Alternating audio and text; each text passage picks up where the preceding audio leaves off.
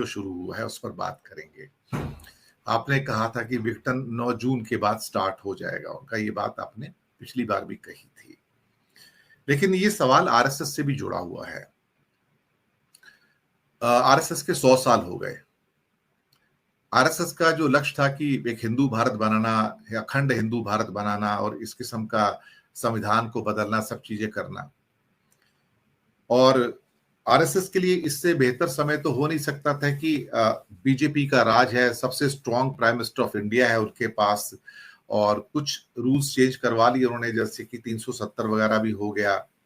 लेकिन आरएसएस भी इसमें गरीब से अमीर हो गया, उसके आलीशान 5 स्टार ऑफिस भी बन गए सारे के सारे उसके। लेकिन एक बात तो कमी आरएसएस को खलती है कि आरएसएस 100 साल के बाद भी अपने लक्ष्य को नहीं पा पाई है।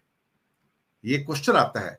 100 ईयर्स ऑफ ऑर्गेनाइजेशन, और उसमें 75 साल 78 साल तो आजाद भारत के हैं, उसमें गुलाम भारत के भी नहीं है। तो आप अपने लक्ष्य को प्राप्त नहीं कर पाए एक्चुअली देखा जाए तो, जो आपका हिंदू भारत था। तो ये उसके लिए, उसकी थ्योरी के लिए बहुत बड़ा असफलता है, और उसके आधार पर बना हुआ भाजपा जो है उसका विघटन भी शायद वहीं से निकलता है कि आपका जो एजेंडा था वो एजेंडा इस भारत की विविधता को देखते पूरा ही नहीं हुआ। अगर आप 100 साल में कोई नहीं कर पाया एजेंडा पूरा, तो अगले 100 साल में भी आप पूरा नहीं कर पाएंगे, पक्की बात है जी। नहीं नहीं, ये थोड़ा असंभव टाइप की बात है। दूसरी बात है कि चाल चरित्र और चेहरा तो शायद बहुत कुछ खुल चुका है। कह रहे हैं जो बात, फिर उस पे कायम भी तो नहीं है। आप अखंड भारत बनाना चाहते हैं तो अखंड भारत में बांग्लादेश को तो लेंगे ही आप। अखंड भारत में बांग्लादेश को तो आप लेंगे ही। पाकिस्तान का तो पूछना ही नहीं है, उसको तो ले लेना है हमने। तो एक तरफ आप एक कम्युनिटी पे अटैक कर रहे हैं।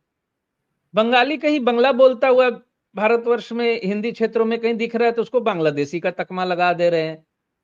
तो भैया आप अखंड बनाना चाहते हैं तो अखंड तो बना हुआ पहले ही, आप फिर उसको तोड़ क्यों रहे? बंगला भाषा कोई मिलता बोलता दिख रहा है तो उसको बांग्लादेशी बता दे रहे हैं। अरे वो तो भारत से ही टूट के अलग हुआ है, वो तो बंगाली भाषा का ही क्षेत्र था। तो बड़ा असंभव सा ये टास्क है। और बीच बीच में फिर इंद्रेश कुमार जी को लेकर मुस्लिम मंच जब बनाया गया, वो भी टैकल कर रहे हैं। क्रिश्चियन मंच भी बनाया जा रहा है। तो एक तरफ आप सर्वधर्म समभाव वाली बहुत अच्छी नीति लेकर चल रहे हैं, फिर दूसरी बात क्यों बोल रहे हैं? ये बात कुछ मैच नहीं करती। मोहन भागवत जी ने बड़ा स्पष्ट कहा था कि मुस्लिम के बगैर हिंदू नहीं हो सकता। भारतवर्ष में रहने वाला मुसलमान भी हिंदू है, यानी हिंदुस्तान का अंग है। उनके कहने का मतलब ये था। आज मान लीजिए 1 मिनट के लिए, यहाँ का भारतवर्ष का मुसलमान कहीं किसी विदेश में जाता है तो वो तो हिंदुस्तानी ही कहेगा ना, वो हिंदुस्तानी ही कहलाता है। तो मोहन भागवत जी का बोलने का मतलब यही था। तो फिर बोलने का मतलब कुछ है, करने का मतलब अगर कुछ हो जाता है तो फिर एक संगठन की विश्वसनीयता हिल जाती है। तो ये कुछ ना कुछ कहीं ना कहीं संघ के साथ हो रहा है, मुझे ऐसा लगता है। संघ के थिंक टैंक को सोचना चाहिए। बहुत बड़ा देश है, विभिन्न भाषाएं हैं, कोई एक भाषा भी इस देश पे नहीं थोपी जा सकती। इन सब चीजों से विरत रहना होगा, तभी टिके रह पाएंगे।